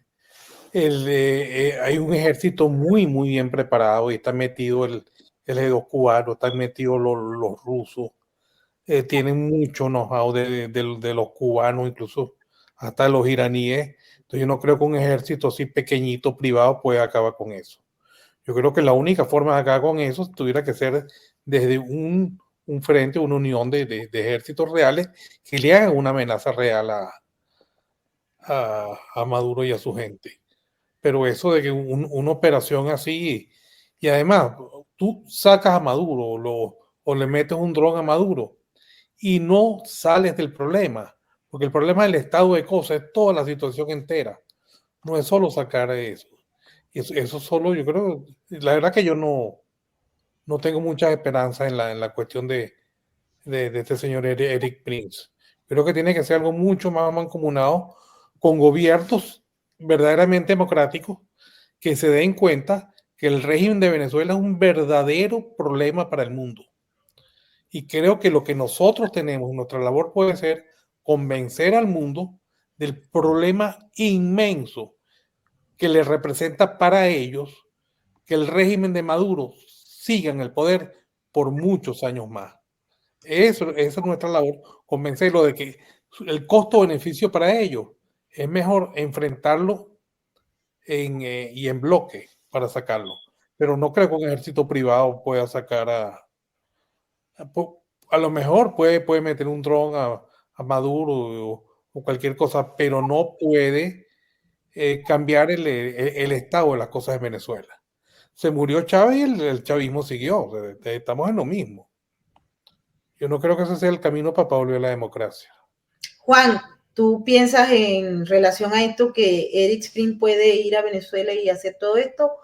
O no sé, ¿cuál es tu opinión al respecto? Adelante. Mira, yo pienso mucho como Guillermo de que Eric Prince no va a hacer nada. Sin embargo, si la recompensa de la justicia con el nuevo gobierno, que sí veo intención de poner un poco más de orden y no ser como el gobierno actual que liberó a los narcosobrinos, liberó a Alex Saab por unas supuestas concesiones que nunca cumplieron. Si esta gente llega a subir la recompensa por los cabecillas del régimen, yo no veo a Eric Prince, pero sí yo sí podría ver un grupo de militares venezolanos entregándolos en la embajada americana y ya dando paso a una transición. Eso lo yo veo más factible. Porque, ojo, si bien el grueso o una parte importante del ejército está corrompida, también hay otra parte que está pasando penurias. Hay otros que las madres están pasando hambre, no hay medicinas, están en una mala situación. Y al final del día, el gobierno, el ejército también es parte de esa población que está pasando problemas. No todos. Nosotros, bueno, hay videos constantes de el grado de descomposición que hay en los mandos militares, subtenientes gritándole a capitanes. Hay un video de un guardia nacional que le consiguieron drogas y después no quería obedecer al teniente, llegó el capitán y el capitán no hizo nada. O sea, cosas que tú dices, wow, o sea, en las Fuerzas Armadas de antes no pasaba esto. Entonces hay una descomposición también interna y sí hay personas que todavía en las Fuerzas Armadas, quizás sean pocas o sea la mitad, que están pensando más en un futuro. Porque con el gobierno que va a entrar, con la nueva ley esta Bolívar que pusieron, va a pasar dos cosas desde el punto de vista económico. Donald Trump dijo que va a impulsar más la producción petrolera en Estados Unidos. Esa es realidad una. Entonces, en la poca producción que nosotros estamos teniendo, porque la producción venezolana se ha venido abajo, y se ha venido abajo no es por saboteo, sino porque ha sido una corrupción, todos los mantenimientos, y lo único que medio mantiene la producción venezolana son las empresas mixtas de la faja petrolífera y el norte de Monagas, pero con el incendio de Muscar ahora hay menos petróleo. Pero si tú le pones unas sanciones más estrictas al petróleo venezolano y aumentas producción petrolera en Estados Unidos para que no haya un desbalance en el precio del petróleo, yo creo que el régimen va a tener cada vez menos fuerza y menos fuerza económica. Entonces, eso también es parte del detalle. Entonces, es esa descomposición económica que se puede avecinar con la ley Bolívar que se aprobó, y yo veo al senador Scott de Florida muy interesado de que haya una transición en Venezuela y hay un cambio de régimen, igual que lo veo con Marcos Rubio. Y lo veo mucha de la gente cercana a Trump, que ellos quieren un cambio en Venezuela. Quizás no sea el cambio tan rápido como nosotros esperamos, quizás no. Pero yo sí siento que Donald Trump va a hacer, o este régimen va a tomar unas medidas un poco más fuertes que el actual gobierno, que más bien lo que hizo fue liberar las sanciones, liberar a los narcosobrinos, que todavía no entiendo cómo lo liberaron porque no eran parte de una negociación política, ellos no eran presos políticos, cómo liberaron a Alex Saab, que tampoco era un preso político, era un corrupto. Yo veo a este gobierno un poco más fuerte. Eric Prince no lo veo como dice Guillermo, o sea, el gobierno tiene gente de Wagner, de estos mercenarios rusos, tiene gente de la República Islámica protegiéndolo, tiene el círculo cercano a Maduro, está muy bien protegido y un ejército pequeño, un comando de estos, no lo veo sacándolo. Pero si veo un batallón venezolano, si veo un grupo de militares venezolanos extrayéndolos y poniéndolos a disposición de Estados Unidos por una cantidad importante de dinero. 50 millones, 20 millones por cabeza de cada uno, suena bastante interesante. Bueno, aquí nos dice María Infante, falta analizar el escenario más probable. Entra Edmundo acompañado de una coalición de fuerzas internacionales, militares, sale el pueblo en su apoyo y las ratas actuales salen despavoridas para las embajadas de Irán, de China, de Rusia y de Cuba. ¿Será eso? Esta es una de las propuestas que hace María Infante y ella dice que es la más posible, ¿no? No sé qué piensan ustedes en la audiencia, no sé qué piensa el panel. Adelante. Guillermo, tú estás mudo. Estás mudo. Ahora sí, ahora sí. Eso es lo que desearíamos mucho, que entrara el mundo una caravana triunfante y eso, pero los ejércitos del mundo para movilizarlos es una cantidad de trámites que no se han hecho, ni el mundo ha buscado, ha hablado con los ejércitos, creo, o si lo ha hecho muy escondido. Ni siquiera se ha molestado en nombrar ministros, en nada de eso. O sea, eso no es lo que veo, ¿no? No había pensado un poco la idea de Juan, esto de que eso de que una buena oferta puede motivar a lo interno, que lo interno sí tiene mucha más capacidad, incluso de tomar el poder completo, ¿no? Claro, sacarlo y quedarnos nosotros. Y otra cosa que a mí sí creo que el gobierno de Trump, o sea, me da cierta esperanza. Yo creo que el gobierno de Trump está mucho más claro en la capacidad de hacer daño que tiene el régimen de Maduro, ¿no? Y creo que ellos hasta lo han sentido en su propio pellejo. Y están viendo cómo ellos siguen el régimen de Maduro y el chavismo en general ha seguido colonizando países, México, ahorita Uruguay, la misma España. Estamos viendo cómo Delcy Rodríguez daba maletas aquí a todos, llenas de barras de oro, de lingotes de oro a todos los políticos españoles, o no a todos, no, pero a algunos, y cómo ha ido poco a poco colonizando todo eso, incluso con los hasta y cómo han metido técnicos electorales de ellos, interferían muchísimas elecciones. Incluso ellos sienten, en su misma Trump siente que en la elección del 2020 hubo interferencia del régimen venezolano. Entonces yo creo que Trump y Marco Rubio tienen bastante claro el problema inmenso que puede representar que sigan Maduro en el poder. Y creo también que sí, que eso es el verdadero cambio y un poco la esperanza que tenemos los venezolanos. Porque por lo menos yo personalmente. Claro, porque el día que desaparezca la esperanza, se desaparece todo. Por supuesto que tenemos esperanza y esperanza de un cambio, pero yo, no sé ustedes, yo tengo esperanza de que también todos estos criminales que conforman la cúpula y la semicúpula del régimen paguen por sus delitos. Porque si la humanidad no puede vivir sin esperanzas, tampoco puede vivir sin justicia. Porque sin justicia no hay paz. Se requiere justicia para que haya paz.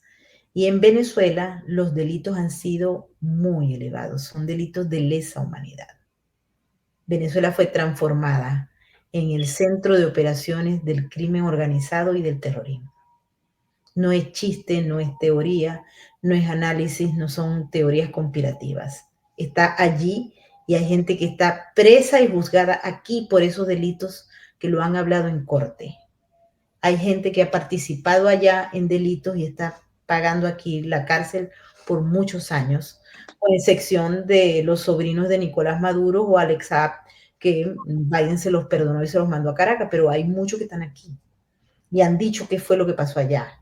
Entonces, esos delitos a gran rango tienen que tener algún tipo de penalidad, porque si Maduro se queda paseando en Caracas y haciendo lo que le dé la gana en Caracas, cosa que es muy difícil porque Maduro es un hombre formado en Cuba y no está formado para hacer oposición, sino para ejercer el poder e implantar la revolución. Son dos cosas diferentes. Entonces no puede, porque Maduro en todo caso es el responsable de delitos de lesa humanidad, porque ustedes no están, o sea, ustedes están de acuerdo con que Maduro se quede en Tinaquillo, como paseando en un caballo.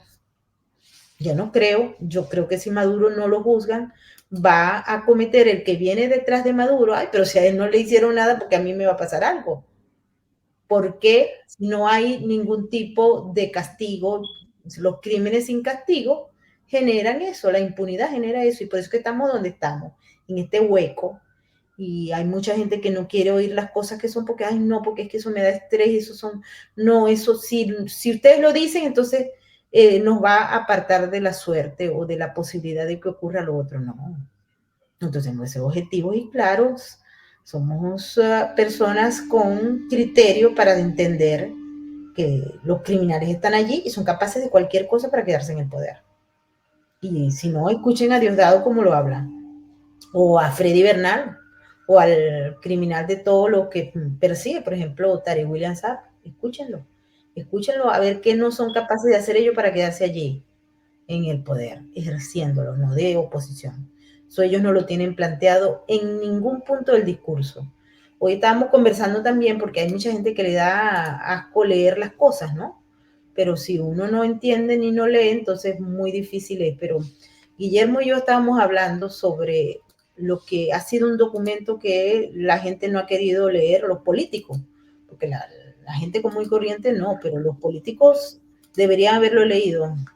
No sé si se ve allí, que es el documento de la constitución del Partido Socialista en Venezuela. Si ustedes quieren entender lo que está planteado hoy, váyanse que es gratis y lo pueden leer. El libro rojo tiene mucho tiempo ya, pero se ha venido utilizando como una guía. Y ahí ustedes pueden entender si es que la gente quiere entender. Porque otra cosa es que la gente no quiere entender. Uno quiere entender porque eso le da estrés. Y obviamente uno entiende que a la gente le da estrés, pero los que están queriendo entender su realidad para prepararse mejor y tener una mejor respuesta, yo creo que es bueno que se echen una vistita por este libro que está escrito de una manera muy sencilla, de tal manera que todo el mundo lo puede entender. Y lo pueden entender, pero tristemente es un documento pesado porque cuando ustedes le ven la fecha de emisión y ven qué es lo que está planteado ahí hasta ahora, se van a dar cuenta que los chavistas no están comiendo cuentos. Los chavistas están ahí haciendo lo que ellos dijeron que iban a hacer. Peor. Ahora, lo importante en este momento y en en el 10 de enero es que queda claro bajo todos los conceptos que ustedes quieran exponer que el pueblo venezolano no quiere el régimen, lo desprecia profundamente y no quiere seguir bajo su yugo. Entonces eso sí es una buena noticia, porque antes no éramos mayoría, yo creo que nosotros somos mayoría del 2002, desde el 2001 incluso, pero no había forma ni manera de medir esa mayoría y de exponer esa mayoría. Hemos pasado más de 23 años en este lío y bueno, recuerden que Chávez puso el voto electrónico y todo eso porque él no estaba seguro de que iba a ganar esas elecciones, porque ya la gente lo había despreciado profundamente el 11 de abril del 2001, que no se acuerdan de eso. De ahí en adelante el resto se aplicó el librito. Juan y Guillermo, vamos a estar en los últimos minutos del programa, porque nos hemos alargado, pero creo que vale la pena. Quería decir algo, Margot, de que tú estás hablando de justicia. Pero hay que definir justicia, porque a mí me causó malestar o algo difícil de tragar que la Corte Penal Internacional se haya dado crímenes a Bibi Netanyahu, que es lo que está defendiendo su territorio de grupos terroristas, y a Maduro todavía no le hayan puesto crímenes. Pero a Bibi sí. Y creo que hay una ola a nivel mundial donde esa justicia ha sido tomada por grupos de izquierda, grupos antisemitas, grupos antilibertarios en contra de la libertad. Entonces, donde estos supuestos socialistas sí tienen carta blanca, pueden hacer patente de corso, lo que les dé la gana, pero todas las otras personas o mandatarios que han hecho algo por el bien de su pueblo y lo han hecho de manera efectiva, entonces son dictadores, son acusados de crímenes o cualquier otra cosa. Y voy a poner un comentario muy típico. En Polonia, el antiguo presidente que había de Polonia se le criticó mucho y se le dijo que era xenofóbico y muchas otras calificativos que se les dieron, adjetivos calificativos que se le dieron negativos. Viene Tusk, que viene a estar en la Unión Europea, que era un moderado, y hasta el mismo Tusk ahorita en el gobierno se acaba de dar cuenta de que aceptar la migración de manera sin ningún tipo de corrección, sin ningún tipo de aceptar la inmigración porque hay que aceptarla, va en contra de ellos, de la seguridad de Polonia. Aceptar muchas de estas cosas que quiere imponer la Unión Europea no van en el carácter europeo, y entonces ahora están considerando Tusk, que era un moderado, ahora lo están considerando también de una persona o calificando de extrema derecha. Entonces, es también los medios de comunicación y la justicia, y vamos a hablar qué es justicia. Yo creo que sí, Maduro, Jorge Rodríguez, Diosdado, Cilia Flores, todo ese grupo debería, yo los quiero ver con bragas a naranjas. Los quiero ver aquí. Yo también. Aquí nos está preguntando Nordelia Bustos que si los narcos se entregan. Pues imagínate que sí. Hemos tenido muchos narcos que han pasado por los tribunales que se entregan. Y se entregan porque saben que no les queda otra. Y no les queda otra porque todos los incentivos que ellos habían cultivado desaparecen de pronto y les llega la justicia. Así que hay muchos que se entregan. Y hay otros que los obligan a entregarse. Son dos cosas diferentes. Pero, por ejemplo, hay un narco que se entregó. Les quiero recordar eso, que nosotros lo tenemos. Si ustedes no se acuerdan, vayan a venezuelapolitica.info y revisen eso, porque hay un narco que se entregó a la DEA del cartel de los soles. Y no es nada menos y nada más que Cliver Alcalá Cordones. Cuando salieron los premios por su cabeza, que eran $10 millones, él dijo, no, yo como que esto no me lo calo. Y Cliver Alcalá Cordones dijo, llamó a la DEA y dijo, hey, yo me voy a entregar. El Pollo Carvajal, que es el que está allí en la pantalla, ese no se entregó, tiene $10 millones de dólares en su cabeza, pero él no se entregó, él peleó hasta lo máximo para evitar ser extraditado a los Estados Unidos, y los otros dos criminales que aparecen allí, que es el 1 y el 2, uno tiene 15 millones y el otro tiene 10 millones, esos son los criminales que nosotros queremos ver. No los vamos a dejar allá paseando en Caracas, no, yo lo quiero también como Juan verlos con la braguita anaranjada, pero sin el perdón de Biden, que cumplan toda la sentencia, igual que muy probablemente la cumpla Cliver Alcalá Cordones. El caso del Pollo Carvajal también anda ahí andando, pero acuérdense que el Pollo Carvajal era el jefe de espionaje y contraespionaje de Venezuela. Son dos cosas diferentes de las que estamos hablando, pero sí se entregan. Los narcos se entregan. Tenemos aquí muchos narcos que se han entregado y luego empiezan a hablar todo lo que saben para bajar su sentencia. Cuando estamos hablando del sistema estadounidense, pero también hay en otros lugares donde se han entregado los narcos y han empezado a hablar para que al menos su familia se salve. Guillermo, ¿estás vivo? No, creo que Guillermo ya no está con nosotros. Guillermo, ¿tú estás vivo o no? Bueno. No, estoy interesado. Demasiado despierto, viendo más bien como... Bueno, Guillermo, aquí tienes todos tus haters diciéndote que tú eres pesimista, que No, yo soy pesimista. He hecho un cuento. Al principio, como en el año 1999 o 2000, había uno, no sé si era politólogo, pero un personaje que entrevistan de vez en cuando en la televisión, que se llamaba, creo que se llama Alberto Garrido. No sé si se acuerdan. Alberto Garrido era de origen, creo que era paraguayo, y él siempre hablaba, él decía, no, mira, esta gente está muy bien organizada, esto para durar muchísimo. Yo cuando oí a Alberto Garrido, era que me deprimía, no es lo que quería oír, cambiaba la televisión, y habían otros, los políticos de siempre que decían, no, esto está listo, lo sacamos en tal año y no sé qué, te decían, es facilito, te lo trataban como si fuera, no. El que te decía la verdad era Alberto Garrido, y a mí me chocaba mucho oírlo, y me dolía lo que decía. Pero el que tuvo la razón al final fue Alberto Garrido. Yo creo que lo primero es no oír los vendedores de humo, que lo están llamando ahorita los vendedores de optimismo. A veces podemos tener optimismo de que pase algo así, una rebelión interna dentro de las Fuerzas Armadas por algún interés preciso, ¿no? O que desde el gobierno de Trump se juegue ajedrez muy, pero muy bien. Primero se den cuenta de lo grave que es el problema de tener esta gente gobernando un país con tantos recursos naturales y tan cerca de ellos, y entonces se aboquen a ver cómo derrocan esa tiranía y nos ayudan a liberarnos a nosotros los venezolanos. Es una cosa que yo creo que hay que explicársela a ellos mismos, porque si siguen esta misma gente que le han dicho todo el tiempo, no, esto es fácil, lo que hay que hacer una elección no sé cuánto es, 2030 sería. En 2030 vamos a una elección, denos plata para hacer esa elección y vamos, no, yo creo que hay que explicar las cosas mejor, que nunca se les ha explicado bien a esta gente. Pero yo creo que ya a Trump no hace falta explicárselo, ni a Marco Rubio tampoco, porque ellos lo entendieron. Y Marco Rubio tiene en el ADN de su sangre que la tierra de sus padres fue secuestrada por el mismo grupito De criminales. de criminales. Te ha cumplido la frase de criminales.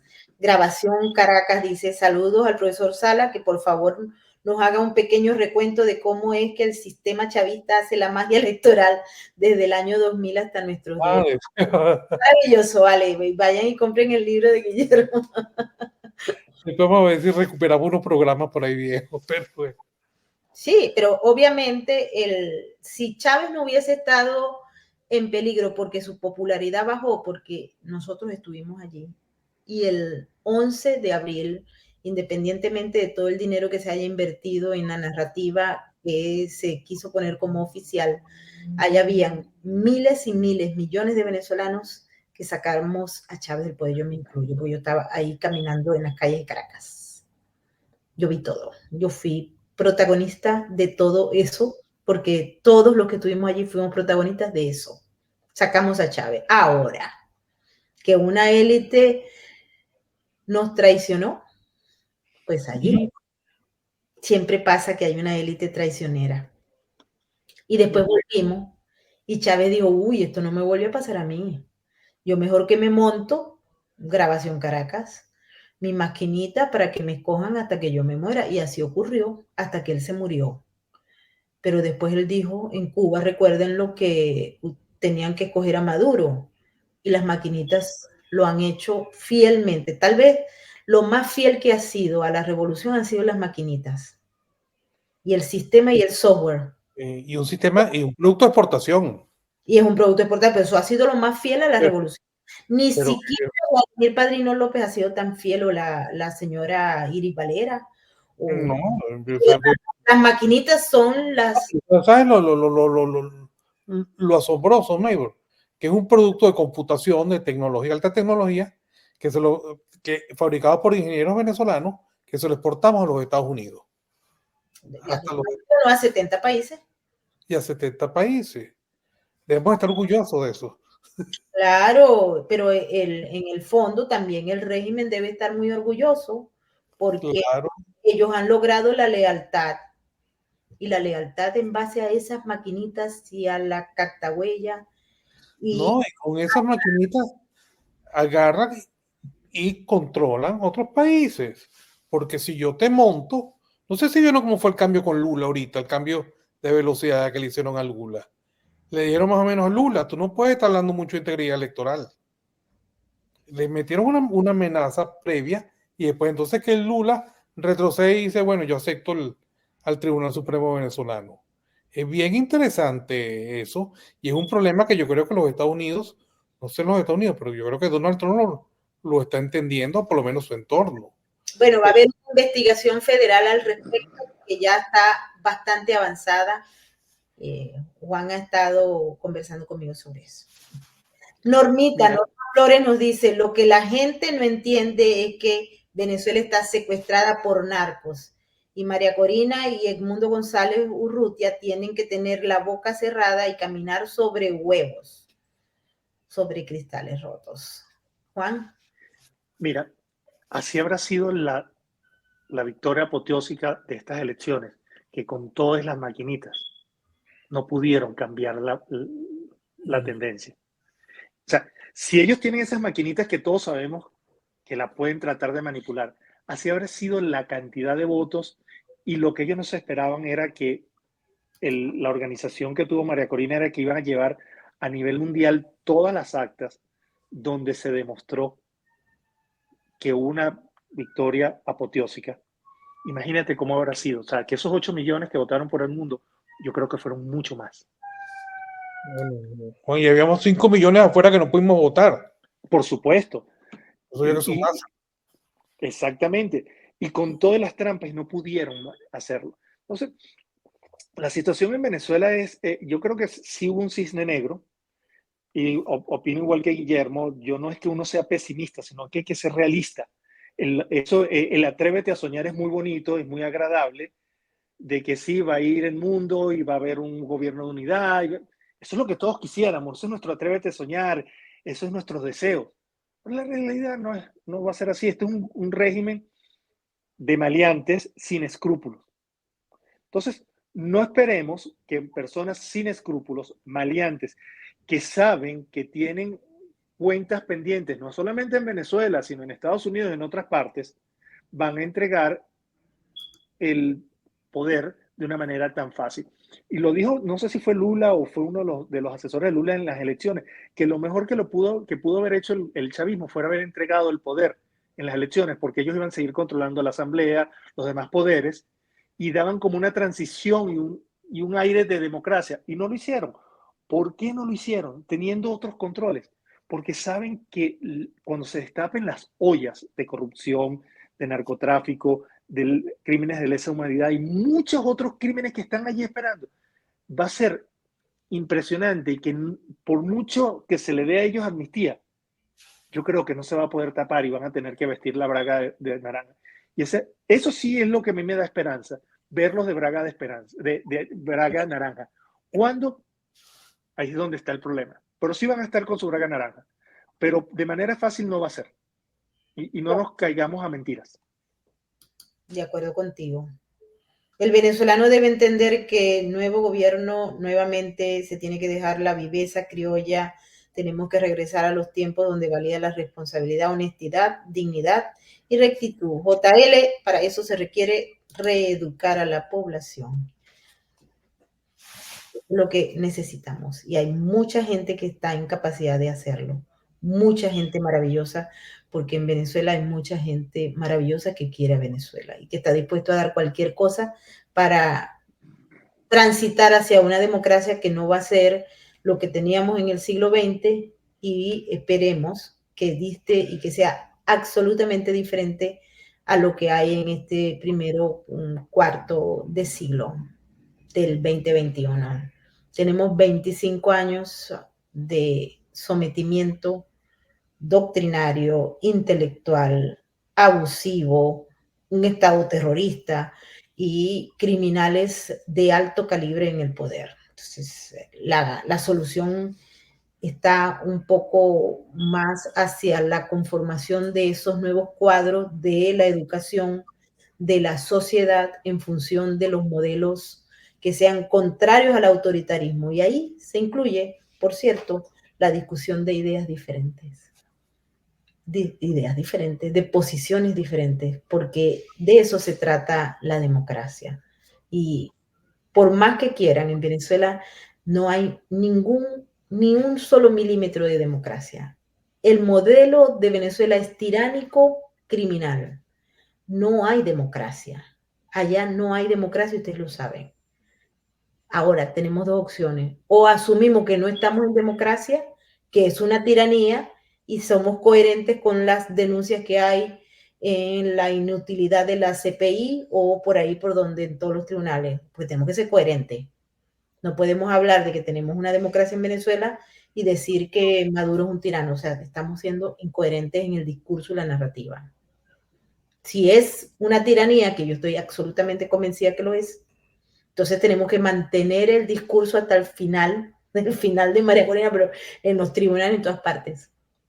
Es una tiranía y por ende carece de democracia, y al carecer de democracia ningún instrumento de la democracia opera, porque no hay capacidad de consenso, no hay instituciones, porque las instituciones deben ser reconstruidas. Lo han dicho expertos en el área del derecho constitucional, que no puede partirse de esas instituciones que hay, porque como ustedes ponen, por ejemplo, cascabel al gato con el fiscal del régimen. que él dice que ha sido lo más maravilloso del planeta en los 55 años que hay de historia. Pero nosotros tenemos que tener claro y coherencia en la narrativa. En el tema del Parlamento, ¿cómo van a decir ustedes que en Venezuela hay democracia y que hay una semidemocracia o es un semiautoritarismo? No. Maduro ordenó una ley y la sacan. No importa, porque ahí no hay discusión y el que discute y va en contra va eliminado. No nos podemos caer a coba.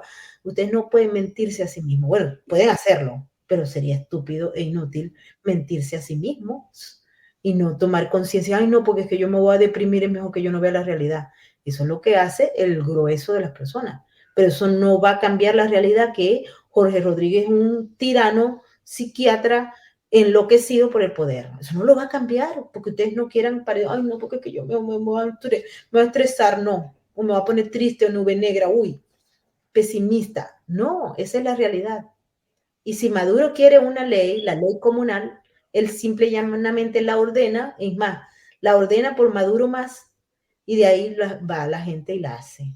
O el Tribunal Supremo de Justicia, porque recuerden que en las democracias hay división de poderes y está el poder ejecutivo, el poder legislativo, el poder judicial, y en el caso de estos mecanismos nuevos está el poder ciudadano, que es Tarek William Saab, el poder ciudadano.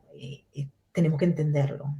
En las democracias y en muchos países la Fuerza Armada fue eliminada por ser un elemento tóxico y nocivo para la democracia. Pero donde hay, tiene que acoplarse al poder civil y por ende es un instrumento de la democracia. En Venezuela eso no existe y ustedes pueden nuevamente escoger entre creerlo o no, entre comer humo y comer propaganda o no. La realidad es que ustedes saben que el señor Vladimir Padrino López y compañía no es un tipo demócrata, él dice que es rodilla en tierra con el chavismo y que la Fuerza Armada es la revolución. Y esa es la Fuerza Armada, o hay otra. Esa es la que es. Y los militares son así hasta que hay un cambio, un golpe de Estado. Pero hasta el momento, hoy, 26 de noviembre, Vladimir Padrino López da discursos con los otros componentes de las 5, porque son 5 de las Fuerzas Armadas, los 5 componentes. Y dice que son rodilla en tierra. Entonces, nosotros necesitamos, para que haya democracia, una Fuerza Armada sometida al poder civil. Y en Venezuela lo que hay es un régimen que está conformado por la élite política criminal, la Fuerza Armada, élite política criminal, y lo que ellos llaman el pueblo, el triángulo. La Fuerza Armada con la Fuerza Policial. En el fondo, con excepción de la de abajo, que no tiene capacidad de toma de decisión, es un Estado criminal.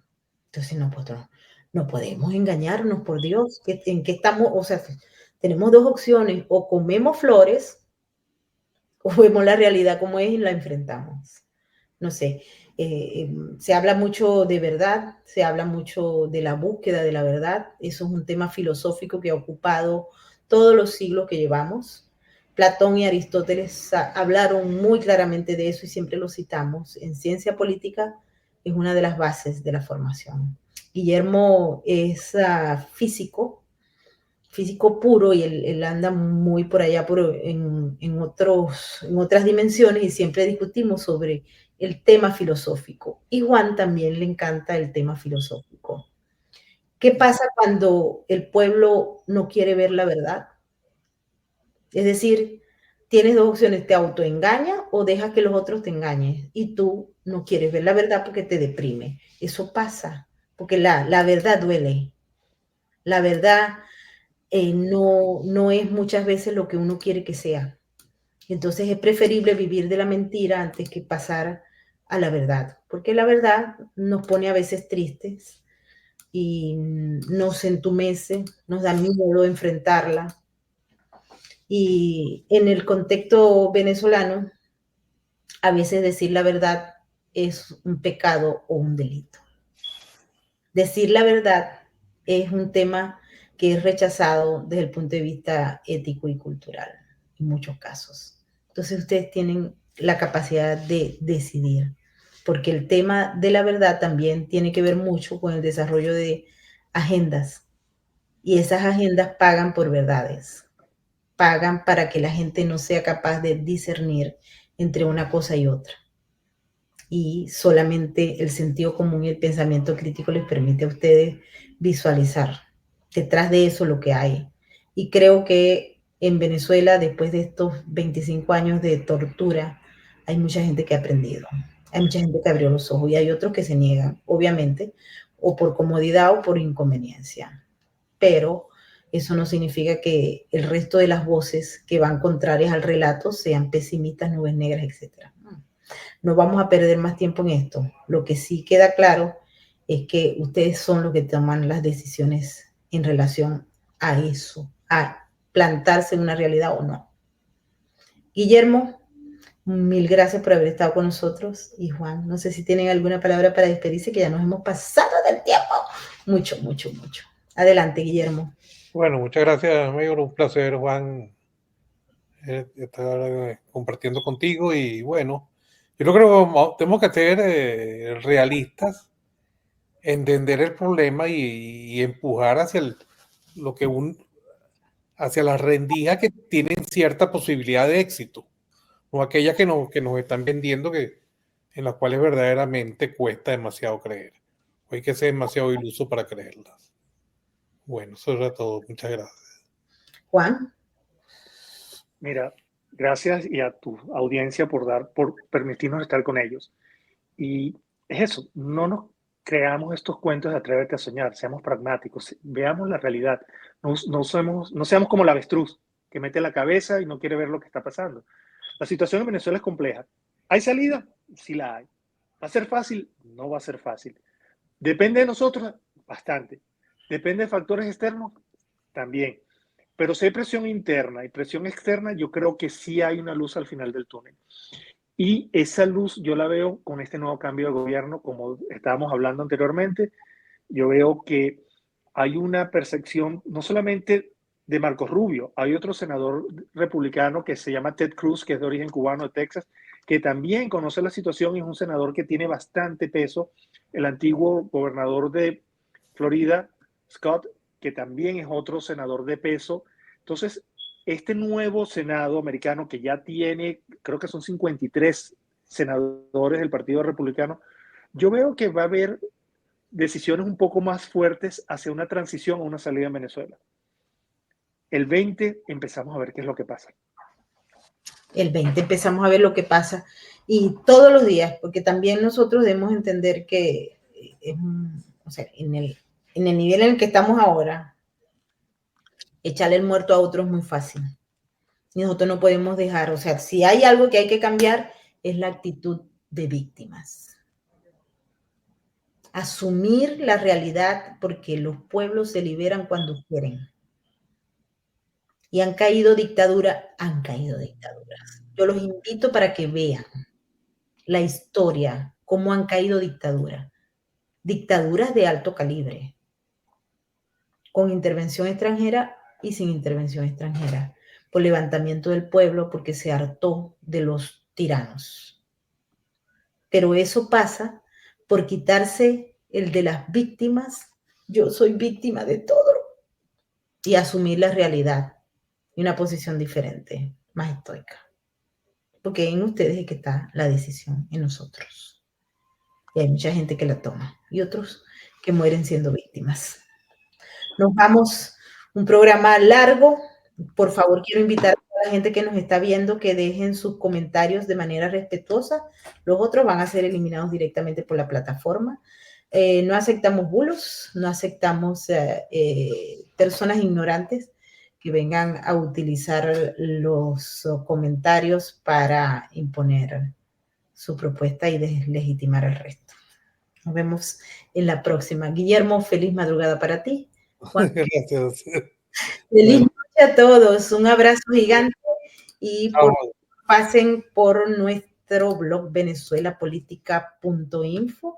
Ahí tenemos informaciones para ustedes. Si ustedes no nos han visitado, por favor, háganlo y formen parte de nuestra gran comunidad. Igualmente quiero invitarlos para que sean parte de nuestra cuenta de patreon.com. Venezuela Política, Realidades sin filtros.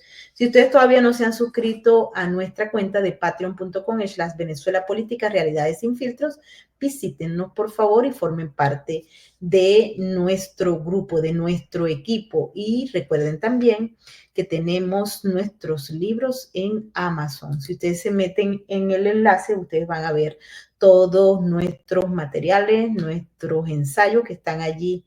Y hoy les queremos recomendar particularmente el trabajo que publicó Guillermo Salas, que tiene que ver con la forma como el régimen utilizó el sistema de voto electrónico y los intereses, incluyendo intereses de lo que en ese periodo se llamaba oposición, para segmentarse y mantenerse en el poder. Así que busquen el libro de Guillermo Salas, que es El poder de las matemáticas, para explicar todos los llamados fraudes electorales de este siglo XXI.